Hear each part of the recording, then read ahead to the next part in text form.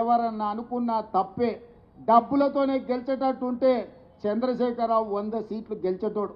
లారీల కొద్ది పైసలు ఉన్నాయి ఆయన దగ్గరనే కాదు, ఆయన కొడుకు దగ్గర, ఆయన బిడ్డ దగ్గర, ఆయన అల్లుని దగ్గర, ఆయన సటకుని దగ్గర, అల్మారీల బీరువాలలో కాదు లారీల నిండా రూపాయలు ఉన్నాయి.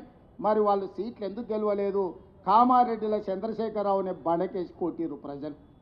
కాబట్టి ఇవాళ సొమ్ములతో ఎన్నికల్లో గెలుస్తామనే విధానాన్ని మర్చిపోండి. ప్రజలల్లో శ్రమ ఉంటే, ప్రజలతో ఉంటే ఎన్నికల్లో గెలిచే అవకాశం ఉంటుంది. రేపు భవిష్యత్తులో కూడా కాంగ్రెస్ పార్టీలో టికెట్లు ప్రజలలో ఉండే ప్రజా సమస్యల మీద పోరాటం చేసే వాళ్ళకే మొదటి ప్రాధాన్యత ఉంటుంది అని చెప్పి నేను ఈ సందర్భంగా చెప్పదలుచుకున్నా. నిన్నమని ఆయన అన్నాడు కేసీఆర్ గారు, నేను కొడితే గట్టి కొడతా అని. నేమన్నా చెప్పిన, అయ్యా ఏందయ్యా కొట్టనికి, అదేమన్నా పుల్లా ఆఫా గట్టి కొట్టనికి అని అడిగిన. చంద్రశేఖరరావు గారు ఈ వేదిక మీద నుంచి చెప్తున్నా, నీ గట్టి కొట్టాలంటే నీ కొడుకును వంగబెట్టి కొట్టు.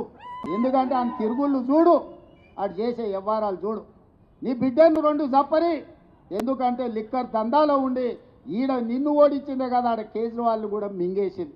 నీ అల్లుడు భూదందాలు చప్పరి, నీ అల్లుని పట్టుకొని 4 గట్టిగా కొట్టు. వాళ్ళను కొడుకుని కొట్టు, అల్లుని కొట్టు, బిడ్డను కొట్టు, సడ్డకుని కొడుకుని కొట్టు, గట్టి కాదు కట్టె తీసుకొని కొట్టు.